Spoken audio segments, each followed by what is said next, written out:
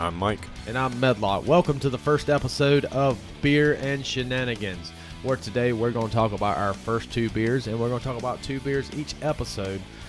And the format might change a little bit when we start going to these breweries and whatnot. But Mike, tell us the first two beers that we're going to be talking about today. Today we've got a 21st Amendment Brewery Brew Free or Die Blood Orange IPA.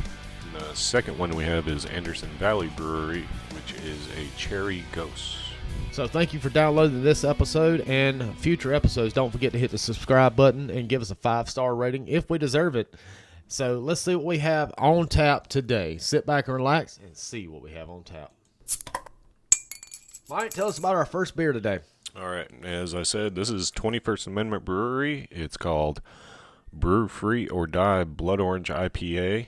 And IPA, there's several different styles, but this one in particular is an American Imperial IPA.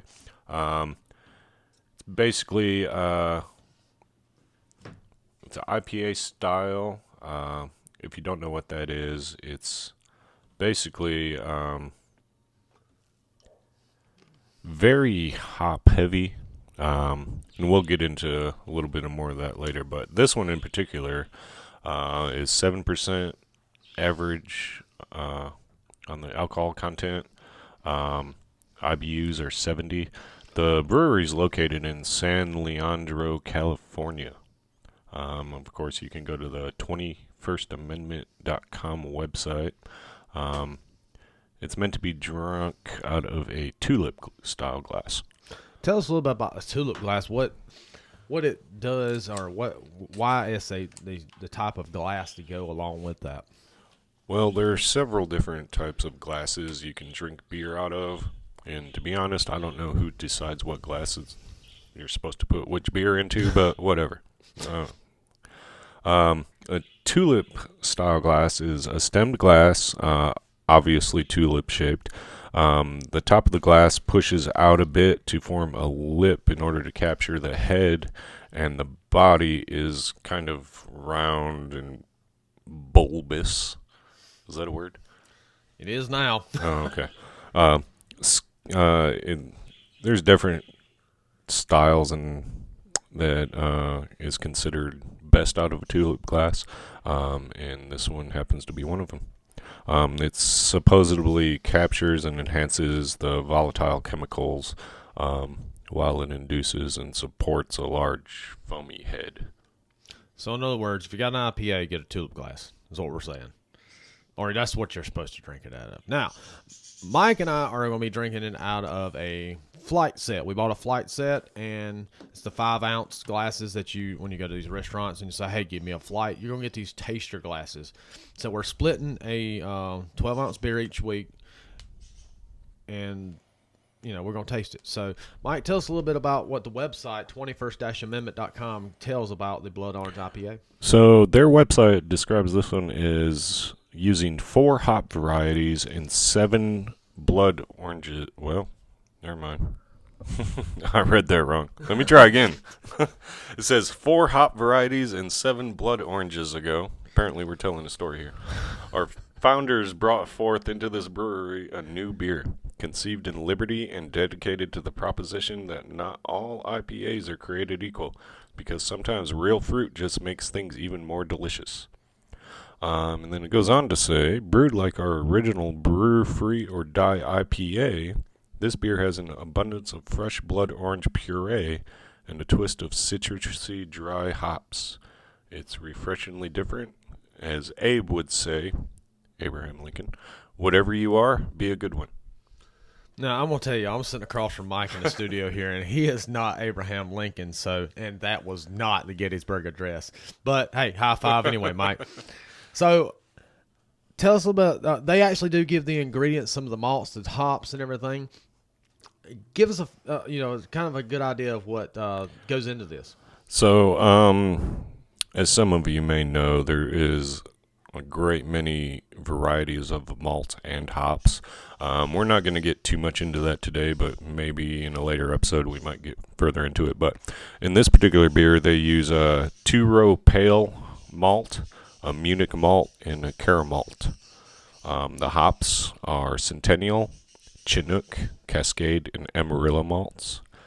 They also throw in some dry mosaic hops, Chinook, Centennial, and Amarillo as well, as far as the dry goes. So we'll get further into that also. There's a difference between dry hops and bitter hops and so on and so forth. But they also use bitter hops in this one also, which they label as CTZ. Now, the cool thing I like about this beer is that it uses 100% fresh blood orange puree. I am a big blood orange fan. I like oranges anyway, but the blood orange just has that taste that really sets off anything you put in it. I don't really care for regular oranges, but I am a fan of blood orange, so I'm excited to try this one. All right, so before we go into our ratings, we're actually going to try this beer. So, Mike, get your taster here. And cheers. Cheers.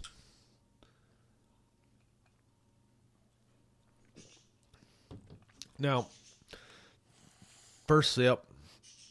As you know, when you taste a beer or drink a beer and it leaves some of the head at the top of the glass, like on the glass, that means there's probably a word for that. We'll probably have to look that up. Yeah, we'll throw it in the Google machine. And but when you see the head kind of stick there on the top of the glass from where it was to where it is now, that is a really good sign of a good beer. I'm not a big IPA fan, never have been, but this is really good. It's got a good finish. It's not, even though it's a 70 IBU, it's not that bitterness that I thought. In my opinion, 70 is probably kind of high for this beer. Mm-hmm. I'm not a big IPA fan either. There are many I do enjoy, and this is now on my list as one I enjoy. It's definitely got a hoppy kick right off the bat. You can definitely taste that blood orange, but it's got a really nice, smooth finish to it. Yes, it's not one of those that has a, what was the word you used the other day? Filmy-ish? Is that a word? It is now. So it's got a good finish. It's not that, aftertaste where you gotta go, oh God, I gotta have something. I gotta try something else. Rinse my mouth out. Yeah, pretty much. Or hey, let me go over here and spit and get this taste out of my mouth. It's got a really good. I know years ago, I remember a Sam Adams commercial years ago. They talked about every time you take a sip and you see the levels, and you can see here on the head here on this glass that you can see the levels, and that's really a good sign of a good beer. You can tell where and how much each sip you took. That is that is a good beer. I'm impressed. All right. So, Mike, give us what's the people on Untapped saying? Well, on Untapped, they have given it a 3.8 out of 5, and Beer Advocate gives it a 3.96 out of 5. So pretty close there. A little less than 4 out of 5. All right, so we're gonna go with pints. 1 out of 5 pints, or if it's really good, give me a 6-pack. Mike, go ahead and give me your rating on this. This probably isn't fair to how well balanced this beer is, but I'm gonna give it a 3 only because I'm not a big IPA fan, and it's a little hop heavy. But it is a really good beer. Now, being that I'm not an IPA fan either, but I'm keeping an open mind because this show's not about us. It's about, what we're trying to give you information about. I kind of like this. I'm going to give it a 4. Even though I'm not an IPA fan, but it's opening my eyes to more of the different types of beers that are out there. I've always been a blonde ale, red ale, some of the lagers. But IPA, I'm starting to see. You shouldn't give away your secrets. Well, that's beside the point. Like my women, like I like my beer. Blonde, red, brunette, Oh, that's Twin Peaks. Now, we'll get into that hopefully later on. Yeah, so this is a really good beer. I'm going to give it a 4 out of 5. So 4 pints out of 5. Mike's going to give it 3 pints out of 5. And you can also, every week that this episode drops, you'll see our ratings on the Untapped app. we're going to do average our 2 scores, and that's what we'll average it on the Untapped app under Beer and Shenanigans. Go out there and friend us on the Untapped app, and you'll also see these scores on our Facebook page. A little side note, go check out our Facebook page. I know we're going to upload some pictures later. You should check out the can for this. It's a really good can. They've got Abraham Lincoln on there just smashing the crap out of an orange. It's a pretty cool can. What was that movie a few years ago? Abraham Lincoln, Vampire Killer or something? Yeah, I can't say that I saw that one. Yeah, so yeah, he's not killing vampires on this one. He's smashing a blood orange, and he looks cool doing it, right? Yeah. So right here on the can it says India Pale Ale brewed with blood oranges and natural flavor. So 21st Amendment, you did a good job. Hope somebody out in California hears that. And 21st Amendment, if you hear this, give us a shout out. Let us know you like our ratings on it. So 21st Amendment has got a great beer. So we're going to go into our second beer of the episode, which is our Anderson Valley Cherry Gose. So a Gose is a Leipzig Gose. Straw. Leipzig's in Germany. Thank you. Appreciate you, Mr. Bill Nye the Science Guy or whatever over there. Straw to medium amber. The contemporary Gose is cloudy from suspended yeast. It's got a salt character. That's true. Yeah, and it's medium lactic acid character. There's a lot of science in You here. reading out of an encyclopedia? I don't know. Refreshing sourness. Some of the characteristics of it, but the it's. I have heard some places that it's salty. Not sure what that means, but I guess we're gonna find out. Yeah, we're gonna find out here in a minute. As far as the alcohol by volume percentage is 4.2 with an international bitterness unit schedule IBU of 12. Anderson Valley is actually out of Boonville, California. Now, we did not actually plan doing 2 California beers right off the bat since we're from South Carolina, but just the way it fell. Their website is avbc.com.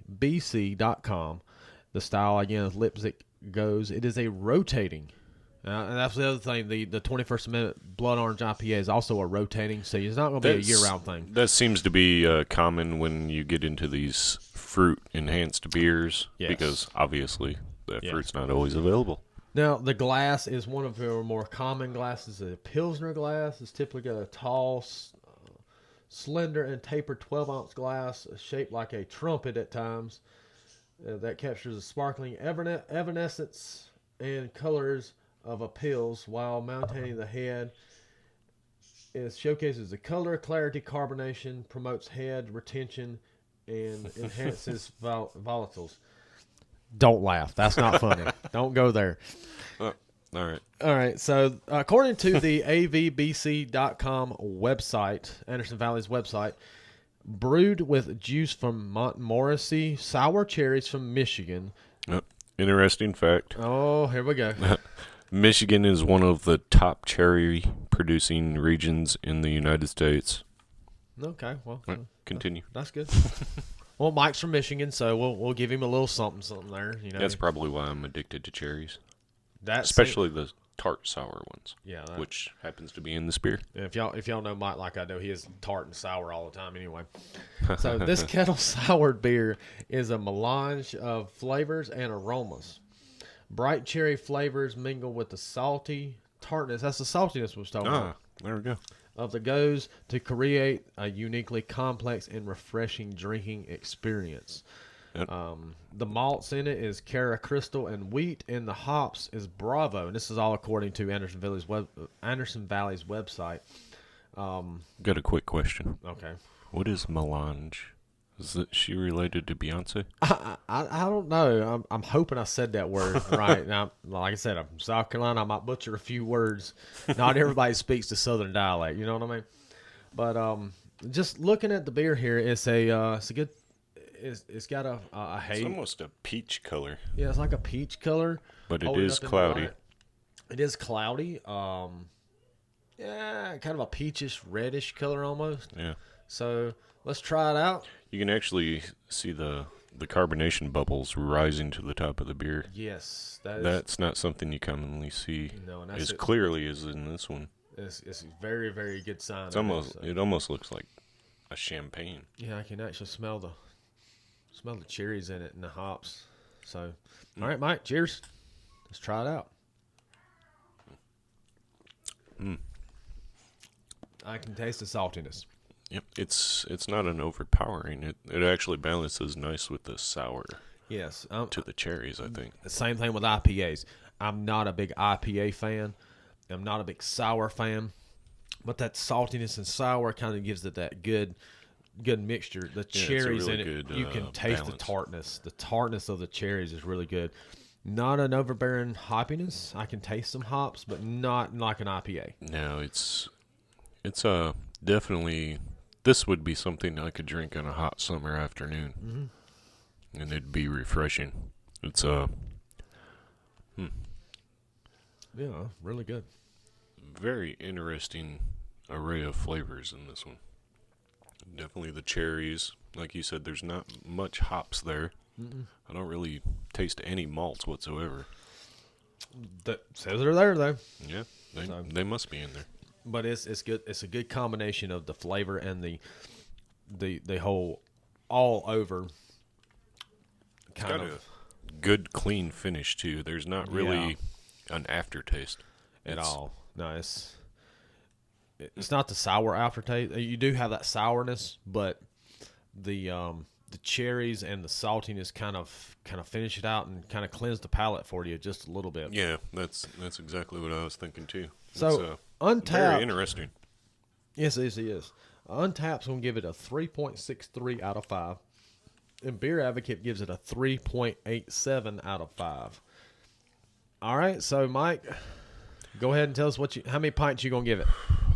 I think I haven't had many Gose styles, but I definitely will give this one a 4. I like this one a lot.